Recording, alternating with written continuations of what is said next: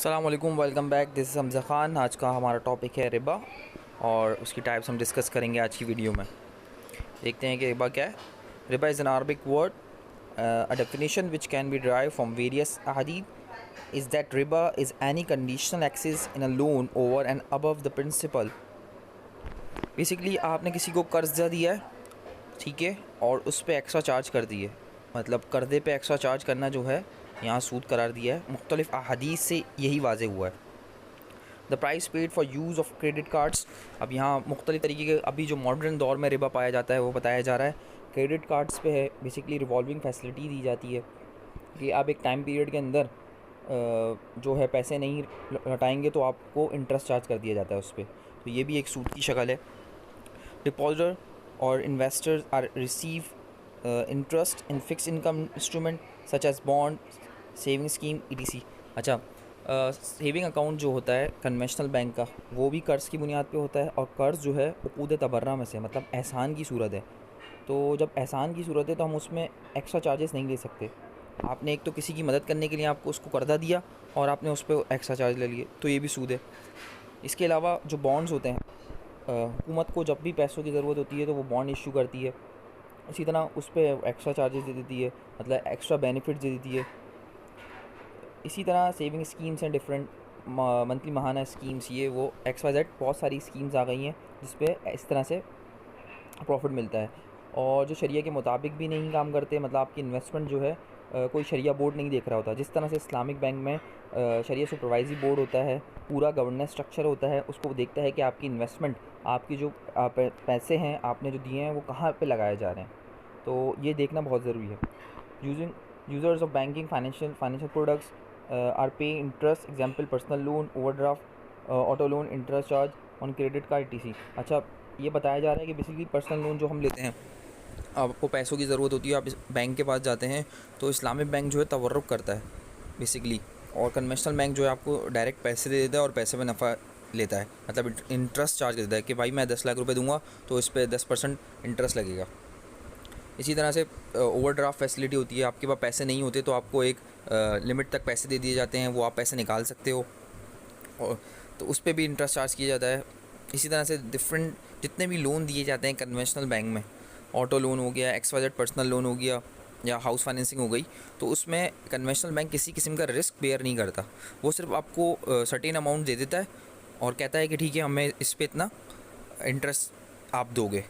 जबकि जबकि Islamic bank की अगर बात की जाए तो इस्लामिक बैंक इस तरह से नहीं करता। वो आपके साथ या तो मुशारका कर रहा होगा, ठीक है, या वो इजारा कर रहा होगा, या वो कोई चीज़ सेल कर रहा होगा, उसकी ऑनरशिप में भी आएगी।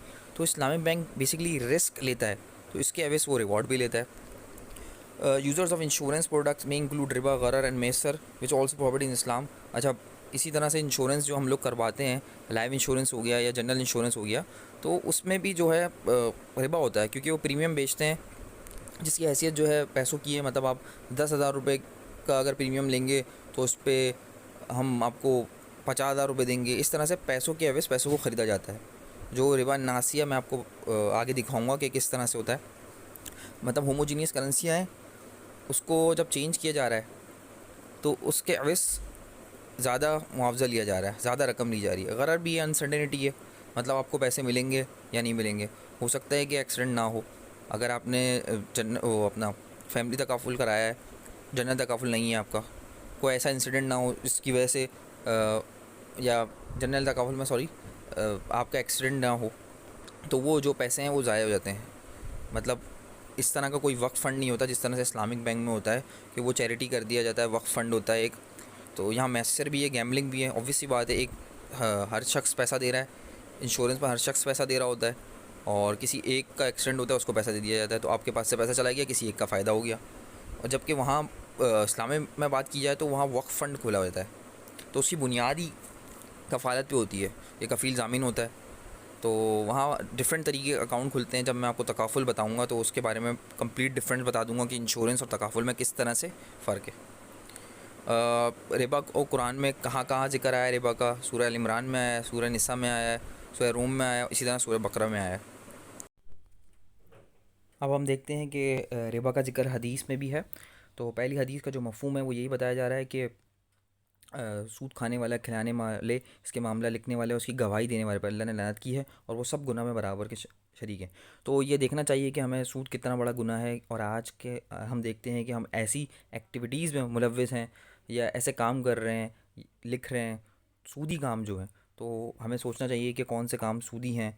जिस तरह से हम कन्वेंशनल बैंक्स हो गए, बॉन्ड्स इशू कर रहे होते हैं, तो हमें उन मामला से दूर रहना चाहिए। इसी तरह दूसरी हदीस का मफहूम यही है कि सूद के जो हैं 70 दर्जात हैं गुनाह के। तो सबसे कम दर्जे का गुनाह जो बताया गया अपने माँ से जिना करने के बराबर है। तो हमारी नज़र में आजकल हर गुनाह ही छोटा है, लेकिन ये सबसे छोटा गुनाह जो बताया गया है, जो हमारी नज़र में कितना बड़ा है, तो ये माँ से जिना करने के बराबर है। तो हमें सूद से दूर रहना चाहिए और ना खाना चाहिए, और इसकी हिदायत जो है आगे भी करनी चाहिए, क्योंकि कि लोगों को इसकी नॉलेज नहीं है कि सूद है क्या। अबू हुरैरा द प्रॉफिट से देर सर्टेन, हाँ, इस हदीस का मफहूम बेसिकली ये बताया जा रहा है कि एक वक्त ऐसा आएगा कि कोई शख्स भी सूद से नहीं बच सकेगा। तो मेरे ख़्याल से मेरा पर्सनल ये है कि वो दौर अभी का ही है, क्योंकि आजकल सूद से बचना बहुत मुश्किल हो गया है। हर बंदा ये चाहता है कि उसको किसी भी तरह प्रॉफिट मिल जाए सिर्फ। अब वो कन्वेंशनल से मिले, वो बॉन्ड से मिले, वो किसी तरह इंश्योरेंस से मिले, पॉलिसी से मिले, सिर्फ उसको पैसा लेने से मतलब होता है। डिफरेंट टाइप्स हैं रिबा की बेसिकली। रिबा नासिया, रिबा अल-फज़ल। रिबा नासिया जो होता है बेसिकली एक्सेस अमाउंट होता है। मतलब आप किसी को कोई कर्ज़ा दें और उस पर नफ़ा ले लें, उसको हम रिबा नासिया कहते हैं। इसी तरह इमाम बोकर outline completed prohibition legal definition Riba Nasiya the following words the kind of loan way specify repayment period and amount access capital in determine. अच्छा, वही बात करी है इन्होंने भी, इमाम बकर ने, कि आप किसी को कोई कर्जा दें और उस पर एक्सेस अमाउंट चार्ज कर दें तो हम उसको रिबा नासिया कहते हैं। इसके मुताबिक एक हदीस भी है, कुल्लु कर्ज़िन जर्रा मनफ़अत फ़हुव रिबा। हर वो कर्ज़ जो अपने साथ नफ़ा लाए सूद है। इसी तरह रिबा अल फ़ज़ल है। द सेकंड क्लासिफिकेशन रिबा अल फ़ज़ल सिंस द प्रोविजन ऑफ रिबा हैज़ इस्टेब्लिश इन सुन्ना। इसका जिक्र जो है हदीस में भी आया है, वो हम आगे देखेंगे। इसमें बेसिकली होमोजीनियस कमोडिटीज़ के बारे में बताया जाता है। आप इसको कमोडिटीज़ भी कह सकते हैं, होमोजीनियस, और हेमोजीनियस करेंसी का एक्सचेंज भी कह सकते हैं। जब भी ये एक्सचेंज होगा तो हैंड टू हैंड होगा, और जो है इनकी जो क्वांटिटी जो है वो चेंज नहीं होगी।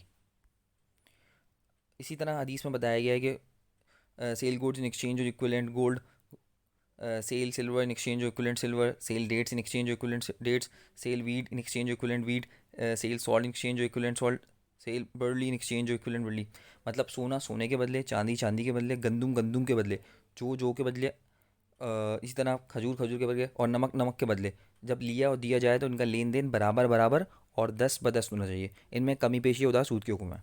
तो बेसिकली आप जब भी कोई कमोडिटी एक्सचेंज कर रहे होंगे जो होमोजीनियस कमोडिटी है या होमोजीनियस करेंसी है, तो इसका एक्सचेंज जो होगा उसकी क्वालिटी या क्वांटिटी जो होगी वो क्वालिटी जो है वो मायने नहीं रखती। कि मैं आपसे कहूँ कि भाई 2 अच्छी खजूरें ले गए, मुझे 1 अच्छी खजूर दे दो, तो इस तरह से नहीं हो सकता है। तो इसको भी सूद कहा गया। बिलाल हबशी एक दफ़ा आप सल्लल्लाहु अलैहि वसल्लम के पास गए थे, तो आप सल्लल्लाहु अलैहि वसल्लम की खिदमत में उन्होंने खजूर पेश की थी अच्छी क्वालिटी की। तो उन्होंने पूछा ये कहाँ से आई है, तो उन्होंने बोला कि मैंने 2 लो क्वालिटी खजूर देकर 1 ले ली। तो उन्होंने बोला अरे यही तो सूद है। तो इस तरह से हमें देखना चाहिए कि क्या सूद है क्या नहीं है। अब देखते हैं कंपाउंड इंटरेस्ट क्या है। During the pre Islamic era, when a borrower to fail to pay back principal and interest charge on him, then the lender used to extend the loan on the condition that the interest will also become part of the loan essentially। अच्छा, ये basically ये है, जब आपने किसी को कर्ज़ा दिया, वो कर्ज़ा वापस देने में थोड़ा लेट हो रहा है या डिले कर रहा है, तो आप उस पर इंटरेस्ट चार्ज कर देते हैं। ठीक है, कि आप सही है, आप 1 साल का था 2 साल बाद दे दीजिएगा, लेकिन आपको 10,000 देने थे ना, अब आप 15,000 रुपये देंगे। तो बेसिकली कंपाउंड इंटरेस्ट होता है जो आप इंस्टॉलमेंट में पे कर रहे होते हैं। जिस तरह से कुरान में बता दिया, अल इमरान में इससे मना किया गया है कि या अय्युहल्लज़ीना आमनू तक़ुर रिबा ज़ाफ़न मुज़ाफ़तन। इसका मफ़हूम यही है कि ईमान वालों दुगना चुगना सूद मत खाओ। तो हमें सूद से बचना चाहिए। अल्लाह ताला मुझे और आपको सूद से बचने की तौफ़ीक अता फ़रमाए। उम्मीद है कि आपको मेरी वीडियो पसंद आई होगी, और अगर अभी तक आपने मेरा चैनल सब्सक्राइब नहीं किया तो सब्सक्राइब कर दें और बेल आइकन पर क्लिक कर दें। Thank you so much.